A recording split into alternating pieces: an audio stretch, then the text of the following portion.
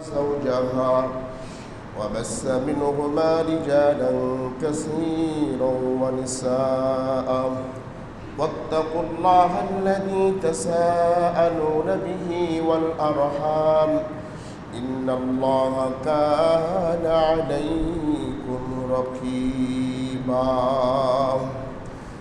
يا أيها الذين آمنوا اتقوا الله وقولوا قولا سديدا يصلح لكم أعمالكم ويغفر لكم ذنوبكم ومن يطع الله ورسوله فقد فاز فوزا عظيما أما بعد فأعوذ بالله من الشيطان الرجيم بسم الله الرحمن الرحيم إن الله وملائكته يصلون على النبي يا أيها الذين آمنوا صلوا عليه وسلموا تسليما إلى آخر الآية.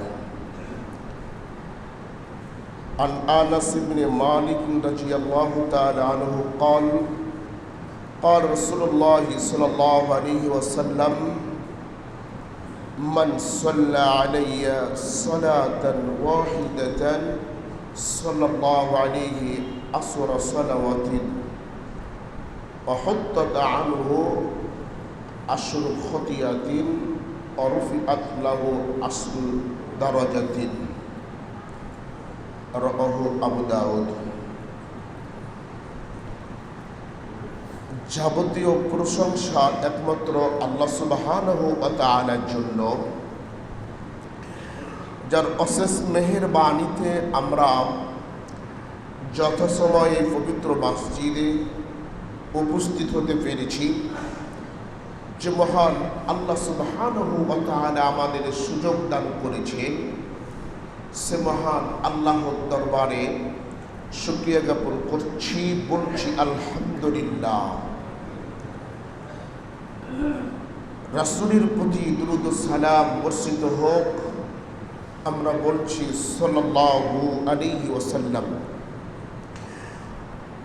সম্মানিত উপস্থিতি, আজকের সংক্ষিপ্ত সময়ের আলোচনার বিষয় হচ্ছে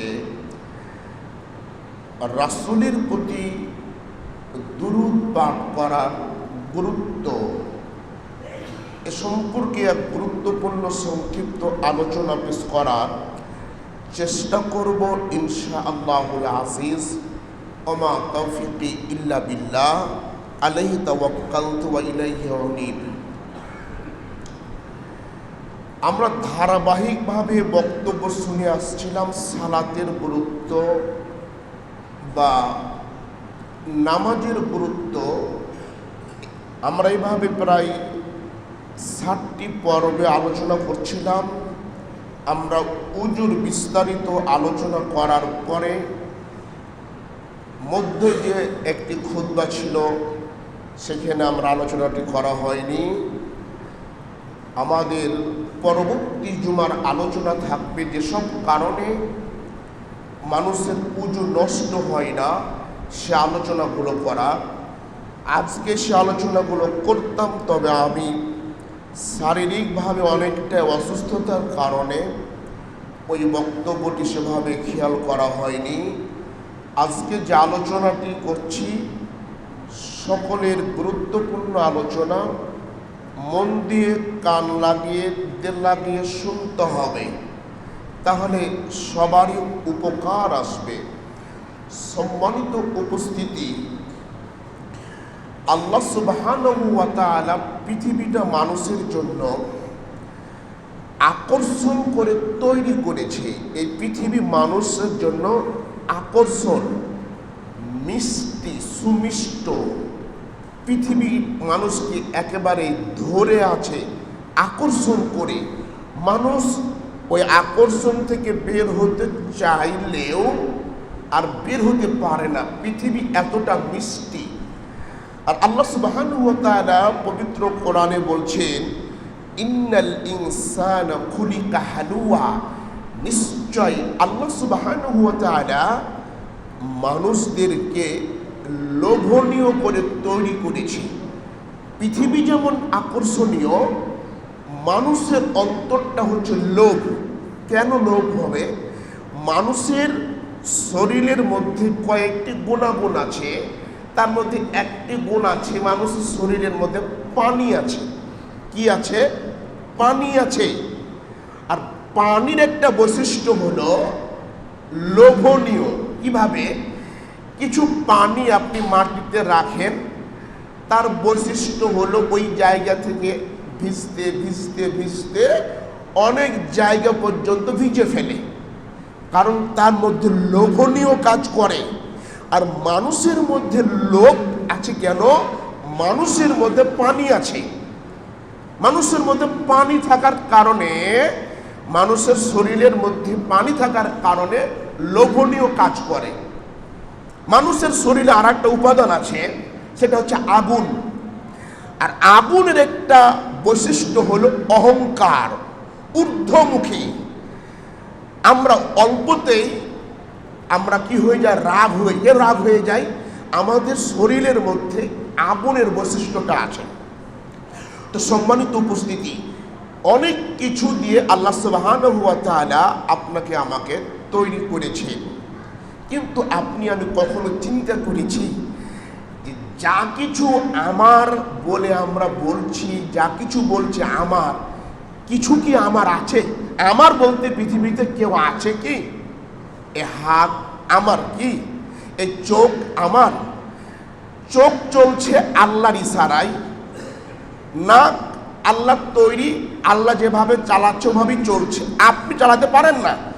আপনি ঘুমালেও নাক চলে, আপনি ঘুমিয়ে গেছেন নাক চলছে। কান আল্লাহ যেভাবে তৈরি করেছে ওভাবে কান চলছে। আপনার ক্ষমতা নাই কান চালানোর। আপনি চিন্তা করে দেখেন, আপনি শুনবেন না, অসম্ভব। কান শুনবে, এটা আল্লাহ তৈরি করে দিয়েছে। এবার আপনি দেখেন প্রত্যেকটা অঙ্গ প্রত্যঙ্গ। আপনার একটা হাত ভেঙে গেছে, খুব আফসোস করছেন যে আমার একটা হাত ভেঙে গেছে। তো আপনি চিন্তা করে দেখেন, আপনার হাত চলে গেছে, আর একটা হাত আছে, কিন্তু আপনি যদি চলে যান তাহলে আর কি হলো? সবই শেষ। পৃথিবীতে আপন বলতে আপনি কিছুই পাবেন না। আপনার শরীরের মধ্যে যে অঙ্গ প্রত্যঙ্গ আছে, এই অঙ্গ প্রত্যঙ্গ গুলোও আপনার আপন বলতে নয়, কিছুই না। এবার আপনি আসেন, বাজারের মধ্যে অনেক খাবার। এই যে বাচ্চারা ঘুমিয়ে গেছে, একটু উঠিয়ে দেন তো। এই ছেলেরাই যার চোখে পানি দিয়েছে, যাও যাও যাও। বাজারের মধ্যে অনেক খাবার দেখতে খুব মজা লাগছে, খাওয়ার আগেও কোনো স্বাদ নাই, খাওয়ার পরও কোনো স্বাদ নাই। চিন্তা করার কথা হলো খুব গুরুত্বপূর্ণ। অনেক রকম আইটেম বাবুর্চি এনে অনেক খাবার আইটেম করেছে, রান্না বান্না করেছেন। এই খাবারের আগেও কোনো স্বাদ নাই, খাবারের পরও কোনো স্বাদ নাই। স্বাদ কখন? মুখের মধ্যে মাত্র 2 সেকেন্ড বা 3 সেকেন্ড, যতক্ষণ রেখেছেন ততক্ষণ। আপনি কি আমার সাথে একমত কিনা আমি বলতে পারবো না। অনেক সুন্দর আকর্ষণীয় খাবার তৈরি করেছেন, ওই খাবার কোনো স্বাদ আপনি পাবেন না। খাবারের আগেও পাবেন না, পরও পাবেন না, কারণ ঢোকটা গিললেই সব স্বাদ শেষ। খাবারটা মুখে নিয়ে খালি ঢোকটা গিলে ফেলবেন, তাতেই সব সুস্বাদু শেষ হয়ে যাবে। তাহলে স্বাদ কতক্ষণ? মাত্র 2 সেকেন্ড বা 3 সেকেন্ড, যতক্ষণ পর্যন্ত মুখের মধ্যে রয়েছে। রাসূল সাল্লাল্লাহু আলাইহি সাল্লাম বলছেন, মানুষ বলছে যে আমারই সম্পদ, আমারই সম্পদ, অথচ মানুষ যা খায় সেটা তার সম্পদ, মানুষ যা পরিধান করে ওটা তার সম্পদ, আর যা কিছু আছে সবই হচ্ছে অন্যের সম্পদ। যা কিছু আপনার কাছে আছে রেখে যাবেন, ওই রেখে যাওয়ার পরে ওই সম্পদ নিয়ে ছেলে মেয়ে মারামারি করবে। আপনার যা খেয়েছেন ওটা আপনার, পড়েছেন ওটা আপনার, যেটা রেখে গেছে এটা অন্যের। নিঃশ্বাস বন্ধ হওয়ার সাথে সাথেই ছেলে মেয়ে সম্পদ নিয়ে মারামারি করবে, হানাহানি করবে, কাটাকাটি করবে। আপনার বলতে পৃথিবীতে কেউ নেই। আপনি চিন্তা করে দেখেন, খাবারও আপনার না, পৃথিবীর সম্পদও আপনার না, যা কিছু করছেন সবই অন্যের জন্য। তাহলে কে আপনার আপন? স্ত্রী, ছেলে মেয়ে আপনজন? জি না। আল্লাহ বলছে কোরআনে সূরা তাগাবুন খুলেন, আল্লাহ বলছে ইয়া আইয়ুহাল্লাযীনা আমানু ইন্না মিন আজওয়াজিকুম ওয়া আওলাদিকুম, হে ঈমানদার বোন, নিশ্চয় তোমাদের সন্তান এবং তোমাদের স্ত্রী আদুওয়াল লাকুম, তোমাদের শত্রু। পবিত্র কোরআন বিশ্বাস করেন? করেন না? সন্দেহ আছে?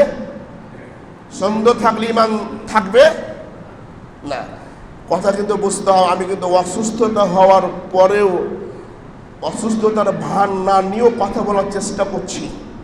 আর আপনি যদি মনে করেন যে না আমি বুঝতে পারছি, আপনি বুঝতে পেরেছেন, সোমবার থেকে আমি বিছানায় ছিলাম। গ্রামে তো আপনাদের, আমি গ্রামের ইমাম, মসজিদে আসতে পারিনি, কয়জন খোঁজ নিয়েছেন এটাও তো আমি বুঝতে পারছি। কেন মসজিদ ইমাম সাহেব মসজিদে আসেন না, আর কেন বা আসতে পারলেন না, আর কিভাবে দাঁড়িয়েছি, এর পিছনে কতগুলো কাহিনী আছে, একবারও তো খোঁজ নিলেন না। জান্নাত অতটা সহজ নয় যে মসজিদে এসে 4 টোপ দিলাম আর নামাজ পড়ে বাড়ি চলে গেলাম, আবার এসে নামাজ পড়লাম আবার চলে গেলাম, মানুষের খোঁজ রাখলাম না, অসুস্থ ব্যক্তির খোঁজ রাখলাম না। জান্নাত এতটা সহজ মনে করলেন না। আল্লাহ কেন বলবে আমি অসুস্থ ছিলাম তুমি আমার সেবা করনি? হাদিস শুনেননি? আমি অসুস্থ ছিলাম তোমরা আমার সেবা করনি। বান্দা বলবি আমার কথা যে আল্লাহ তুমি অসুস্থ, আমি তোমার সেবা করলাম না, এটা হতে পারে? আল্লাহ তখন বলে বান্দা তোমার বাড়ির কাছে কেউ অসুস্থ ছিল, তুমি তার খোঁজ নাওনি। হাদিসে কুদসি বাস্তব প্রমাণ দেখেন, ওদিকে যাচ্ছি না, যেটা বলছি যে অসুস্থ হওয়ার পরে যে কথাগুলো বলছি মহামূল্যবান, এটা খেয়াল করতে হবে। তাহলে কি যেন বলছিলাম, যে পৃথিবী যা কিছু পড়লাম, যা কিছু খেলাম, এবার ছেলে মেয়ের দিকে আসলাম, যে ছেলে মেয়ে মনে হয় আমার আপনজন। মারামারি কার জন্য? স্ত্রীর জন্য। মারামারি কার জন্য? ছেলের জন্য। আর আল্লাহ কি বলছে উল্টা ভাবে, ছেলেই তোমার শত্রু, মেয়েই তোমার শত্রু, স্ত্রী তোমার শত্রু। এটা কি কথা জি ভাই মেনে নেওয়ার কথা? যার হাফিজ সাহেবেরা আছে আয়াতটা অনুবাদ করবে, খালি পড়বেন, কোরআন মাঝে মধ্যে পড়বেন আর খেয়াল করবেন। ইয়া আইয়ুহাল্লাযীনা আমানু ইন্না মিন আজওয়াজিকুম ওয়া আওলাদিকুম আদুওয়াল লাকুম ফাহযুরুহুম। আল্লাহ বলছে যে তোমাদের ছেলে মেয়ে, তোমাদের স্ত্রী তোমাদের শত্রু, তাদের থেকে সাবধানে থাকিও। মানে ছেলে মেয়েদের কারণে পৃথিবী শেষ হয়ে যাবে, ছেলে মেয়ের কারণে জীবন শেষ হয়ে যাবে। আপনার মেয়ের বয়স যখন 11 বছর, যখন তার হায়েজ শুরু হয়েছে, ও ছেলের বাপেরা আর মেয়ের মায়েরা যারা খুতবা শুনতে এসেছেন, দেখেন আজকের খুতবা কোন দিকে যাচ্ছে। যেদিন আপনার মেয়ের বয়স 11 বছর, যেদিন আপনার মেয়ের হায়েজ শুরু হয়েছে, সেদিন থেকে আপনার মেয়ে হাত মোজা, পা মোজা এবং বোরখা পরা ছাড়া বাড়ির বাইরে যেতে পারবে না। 1, 2, যেদিন থেকে আপনার মেয়ের হায়েজ শুরু হয়েছে, সেই দিন থেকে আপনার মেয়েকে আপনার ওই মেয়ের চাচাতো ভাই, ফুফাতো ভাই, খালাতো ভাই, মামাতো ভাই, বন্ধু বান্ধব কেউ দেখবে না। যেই দিন থেকে আপনার মেয়ের হায়েজ শুরু হয়েছে, ওই দিন থেকে আপনার মেয়ে বিনা কারণে বাড়ির বাইরে পর্দা ছাড়া যাবে না। যদি আপনার মেয়েকে তার খালাতো ভাই, ফুফাতো ভাই, মামাতো ভাই, চাচাতো ভাই খোলামেলা আলোচনা করে, গল্প গুজব করে, আর আপনি যদি তাহাজ্জুদ করে খালি নামাজ পড়তেই থাকেন, 5 পয়সার উপকার আপনার হবে না। কেন? আপনার মেয়েকে দেখে যত মানুষ পাপ করছে, আপনার মেয়ে একলাই তত পাপ করছে। আর আপনার মেয়ে যত পাপ করছে, আপনি বাপ বাড়িতে বসে বসে তত পাপ করছেন। পাপটা কিসের? দায়ুসের পাপ। রাসূলুল্লাহ সাল্লাল্লাহু আলাইহি ওয়াসাল্লাম বলছেন, লা ইয়াদখুলুল জান্নাতা, দায়ুস কখনো জান্নাতে যাবে না। দায়ুস কখনো জান্নাতে যাবে না। মেয়ে যদি বেপরদায় চলে আর বাপ যদি কোটি কোটি বার হজ করে আসে, তবুও মেয়ের বাপকে দায়ুসের পাপ নিয়ে জাহান্নামে যেতে হবে। আর এখন তো খোলা মেলা, নদীতে পানি এসেছে, ন্যাংটা হয়ে পুরুষও গোসল করছেন, নারীও গোসল করছে, কেউ কিছু বলে না। বলা নাকি যায় না, বলা নাকি অপরাধ। যুবক, তোমার মা ন্যাংটা হইয়া নদীতে গোসল করে, তোমার লজ্জা লাগে না? হ্যাঁ, ছি ছি ছি ছি। লজ্জা বিক্রি করে খেয়েছ, ধর্ম বিক্রি করে খেয়েছ বেটা।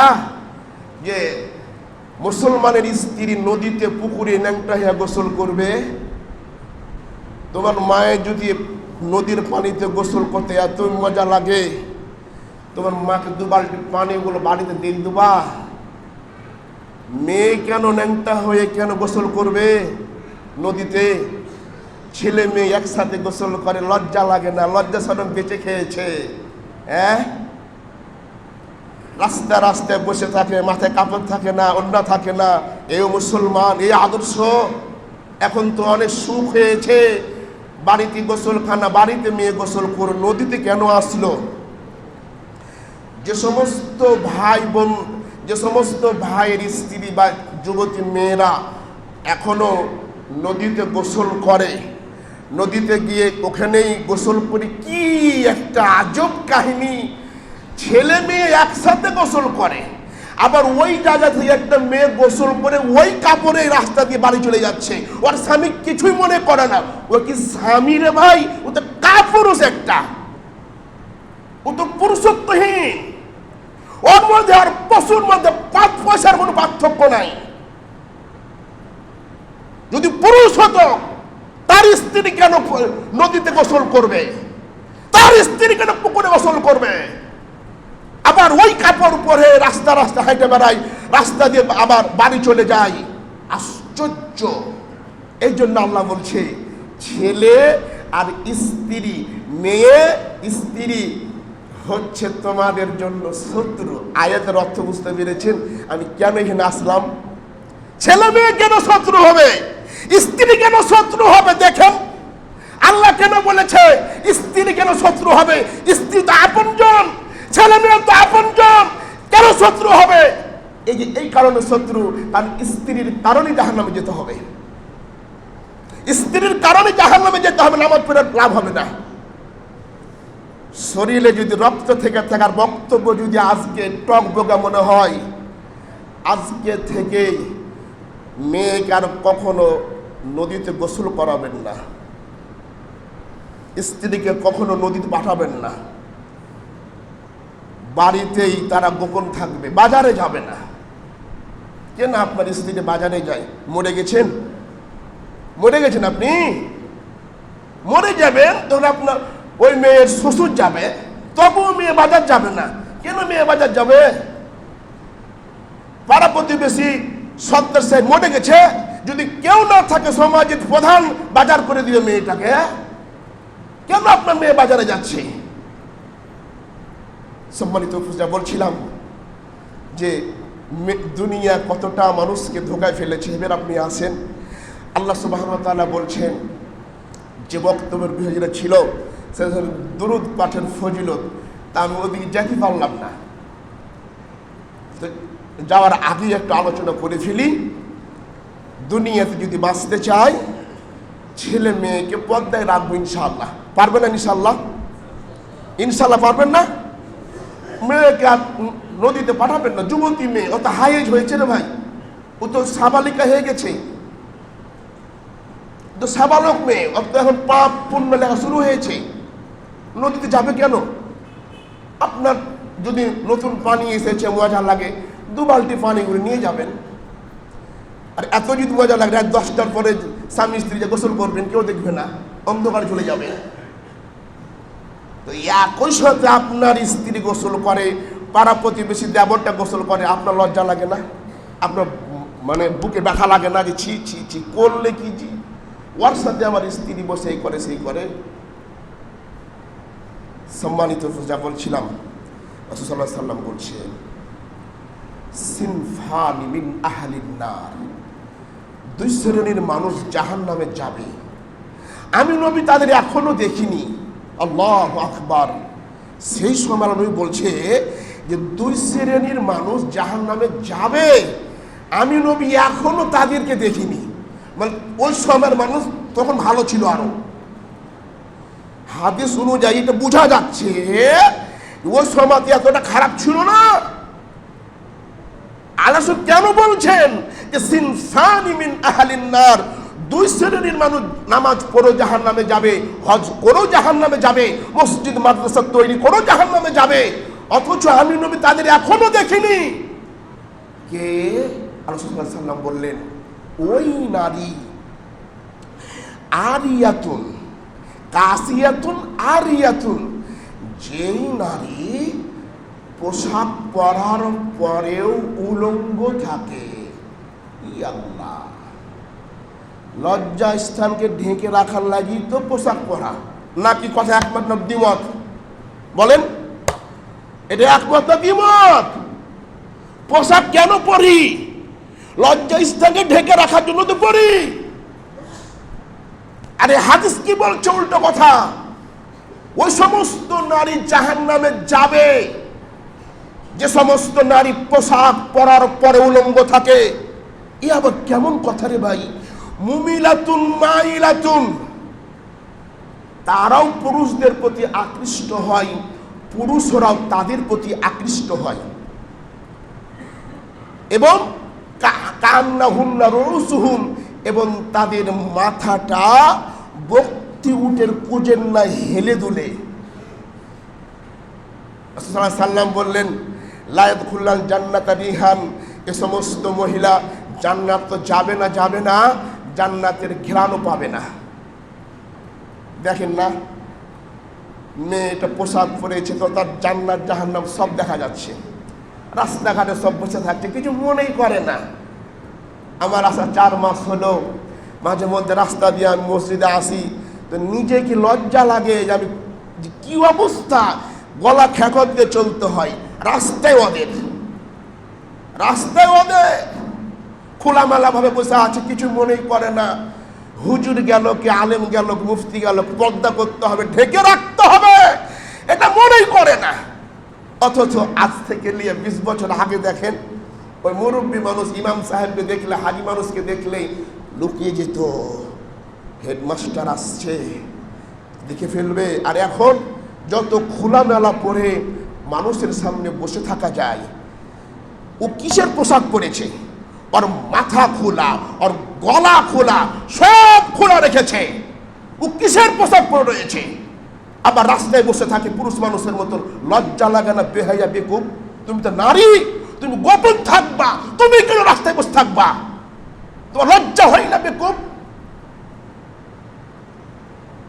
মুসলমানের সন্তান হওয়ার পর রাস্তায় বসে থাকো, বাজার বাজার ঘুরো, ঢং ঢং করে হেঁটে বেড়াও। আল্লাহ রাসূল তোমাদেরকে বলছে এ সমস্ত মহিলারা পোশাক পরার পর উলঙ্গ থাকবে, এ সমস্ত মেয়েরা জান্নাত তো যাবে না, যাবে না, জান্নাতের ঘ্রাণও পাবে না।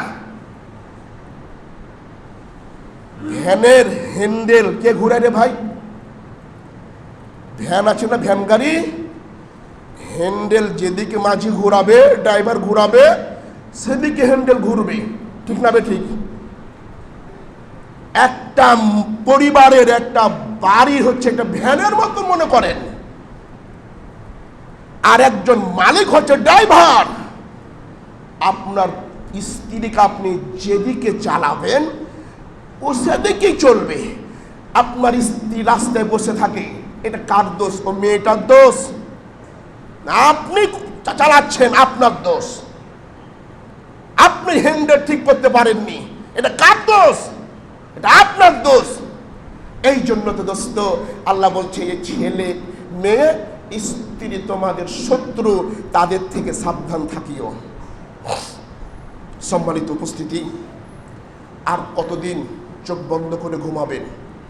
আর কতদিন এই দুনিয়ার পিছনে মগ্ন থাকবেন?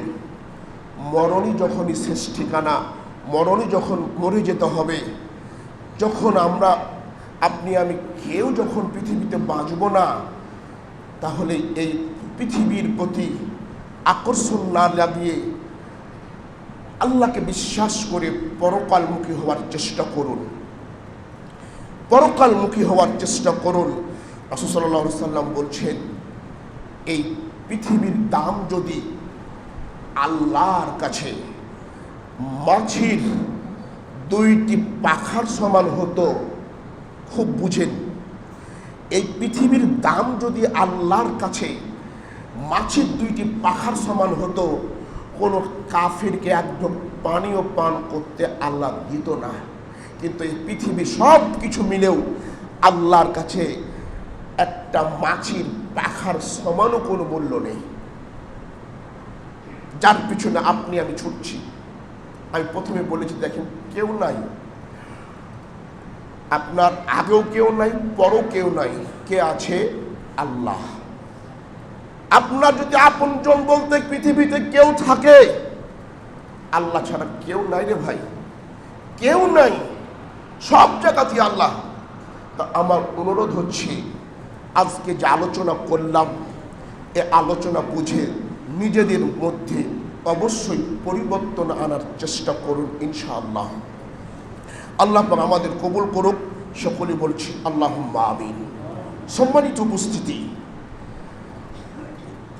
অসুস্থতা যে কি জিনিস, অসুস্থতা হওয়ার আগে বুঝতে পারবেন না। আমি গত দিনে ফজর নামাজে এসে উপস্থিত হয়েছিলাম, বিশ্বাস করেন আমি প্রথম রাকাতের কেরাত অর্ধেক পড়েছি, তারপরে অটোমেটিক আমার গলার আওয়াজটা বন্ধ হয়ে আসলো, আমি আর কোনো কেরাত করতে পারছি না। যারা সেদিন ছিলেন তারা দেখেছেন, কেরাতটা ছোট করে দ্বিতীয় রাকাতে গেলাম, দ্বিতীয় রাকাতে কেরাত পড়ছি, তো আমি যে দাঁড়িয়ে আছি, আমার সামনে কিছু আছে, আমি কিছু দেখতে পাচ্ছি না, সব অন্ধকার। আমার মনে হলো হয়তো বা আমার শেষ ঠিকানা আজই শেষ হয়ে যাবে। আমি ওই জায়গা থেকে রুকুতে গেছি, সিজদায় গেছি, সালাম ফিরেছি, এটা আমার জ্ঞান ছিল না। কিভাবে হয়েছে আল্লাহ ভালো জানে। তারপরে সালাম ফিরার পরে সর্দাজি সাহেবের সাথে বসে আছি, মনে হলো দুনিয়াটা শেষ, আমার আর কিছু নেই। উনি সাথে সাথে আমাকে ধরে নিয়ে গিয়ে বাহিরে নিয়ে গেলেন, হুজুর আল্লাহর কাছে দোয়া করেন। তা আমার তো মনে হলো যে আমি একটা যুবক মানুষ, অথচ আমি দাঁড়াতে পারছি না, অথচ আমি একটা শক্তিশালী মানুষ, আমি দাঁড়াতে, আমার পৃথিবী সব অন্ধকার। তাহলে এই পৃথিবী কি কিছুই তো না। বন্ধুগণ আমার, আপনাদের কাছে বলি, দুনিয়ার পিছনে না ছুটে আসেন, মসজিদে এসে নামাজ পড়েন, মা বোনদেরকে পর্দায় রাখেন, কবরের কথা বেশি বেশি করে চিন্তা করেন। আল্লাহ সুবহানাহু ওয়া তাআলা আপনাকে আমাকে সকলকে আজকের আলোচনা বুঝে আমল করার তৌফিক দান করুক, সকলে বলছি আল্লাহুম্মা আমিন। আর আগামী সপ্তাহের আলোচনা ইনশাআল্লাহ ধারাবাহিক থাকবে, যেসব কারণে উজু নষ্ট হয় না সে আলোচনাগুলো করা হবে ইনশাআল্লাহ।